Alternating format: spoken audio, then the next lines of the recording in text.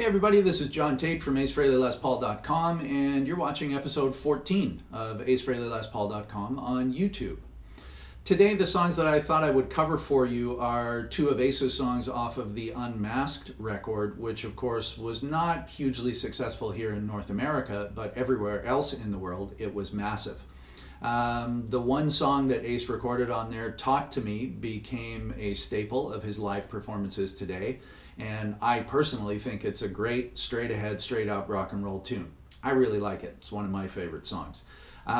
In studying that song, it also kind of lends itself to learning one of his other songs on that record called Two Sides of the Coin.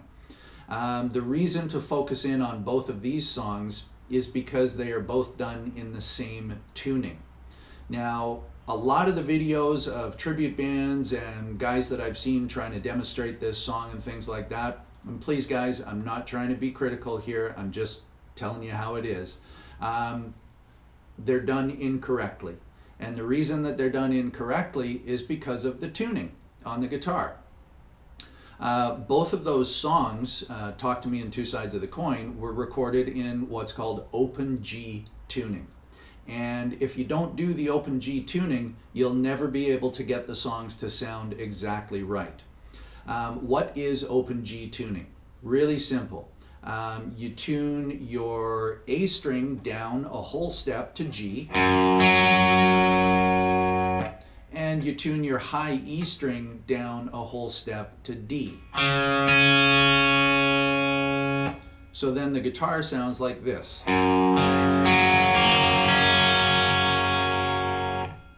Really simple.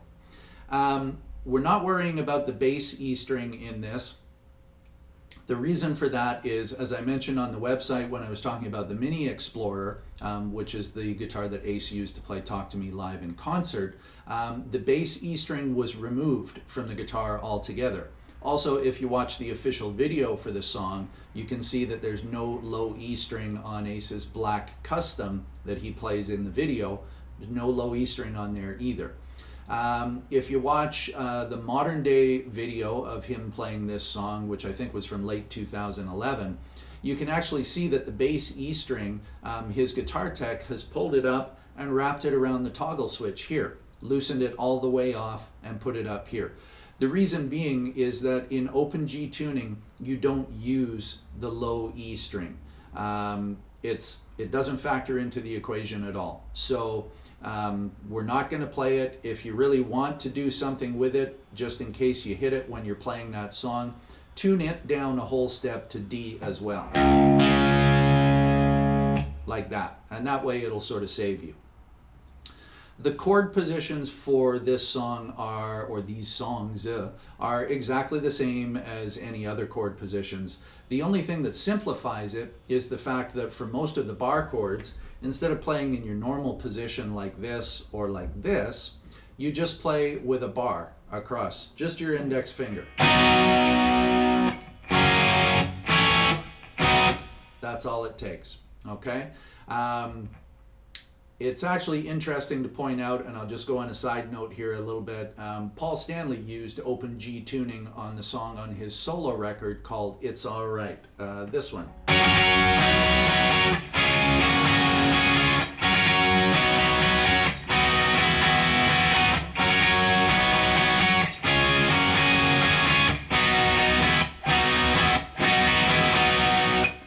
Right? Cool. Sounds familiar, doesn't it? Ace and Paul would have gotten this tuning from Keith Richards of the Rolling Stones. Keith used it. Best example is the Rolling Stones song Brown Sugar.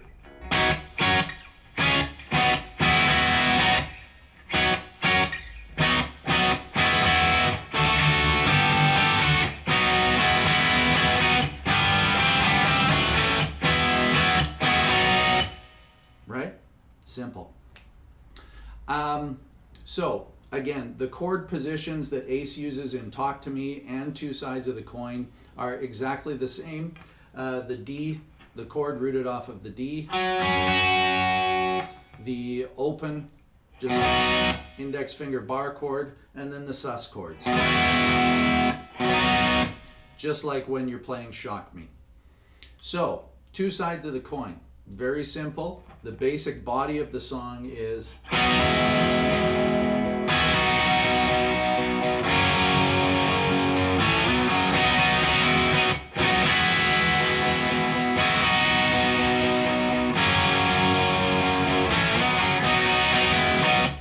Okay, very simple. Then the chorus and the bridge for that song is done incorporating the chord position with the chord rooted off of the D string, but you don't have to move your index finger at all. So it goes like this.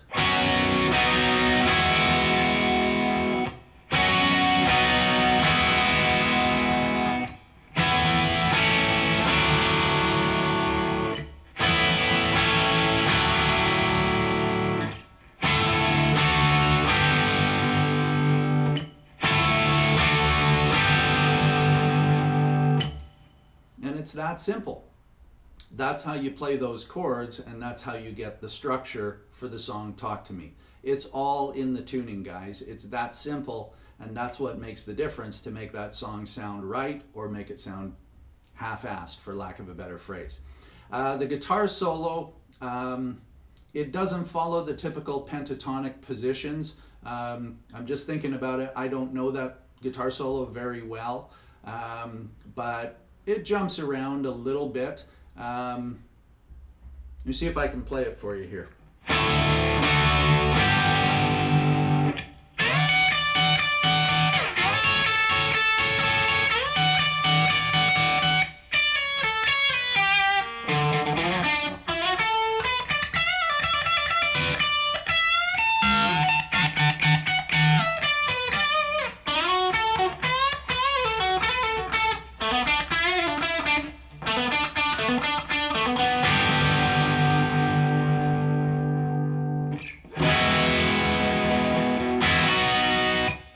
It's something like that anyway.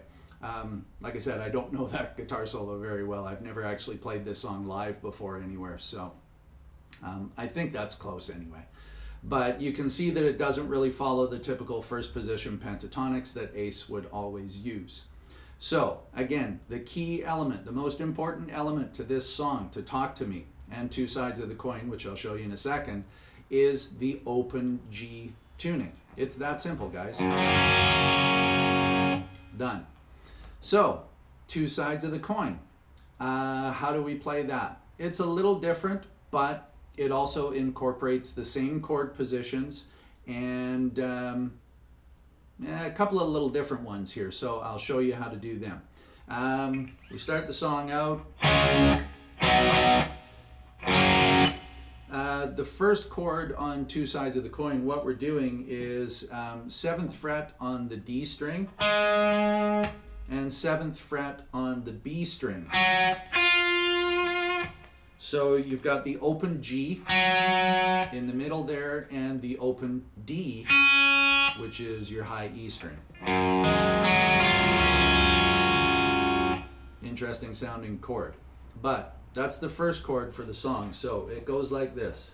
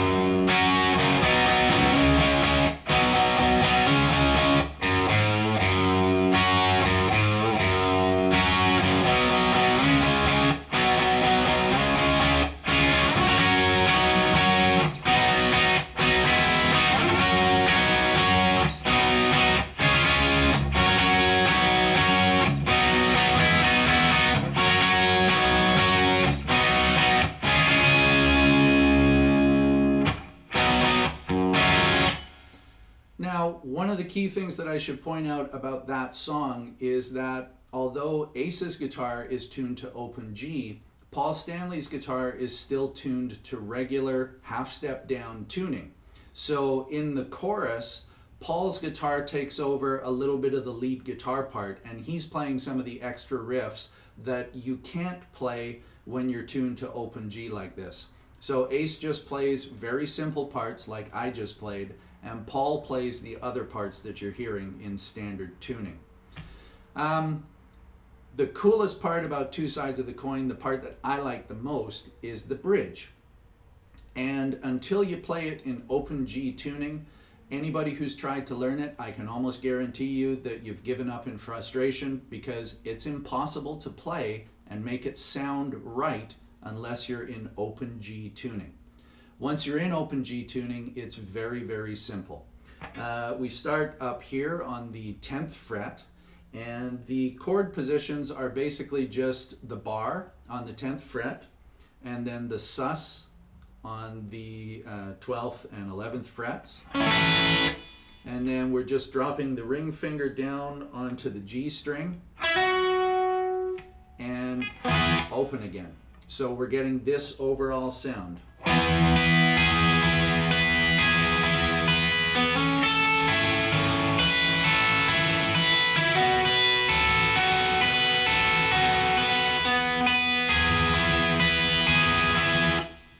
Okay, and it's the same position as we drop down the neck and eventually end up at the 5th fret down here. So it goes like this in the bridge.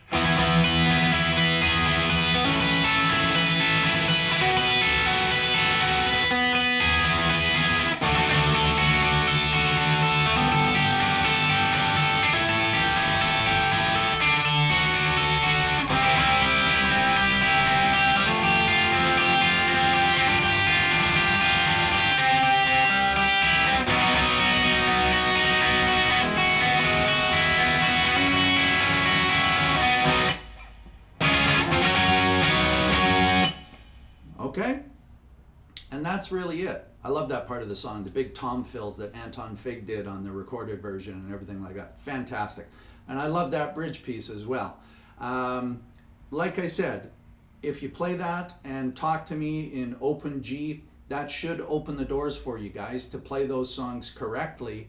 And the next time you get together with the guys, or you're jamming, or if you're in a tribute band and you're performing live and you play it in open G tuning, I guarantee you, man, you're going to knock the audience's socks off because you're playing it right. Okay? Cool. Thanks for watching, guys. We'll see you again next time. Talk to you later.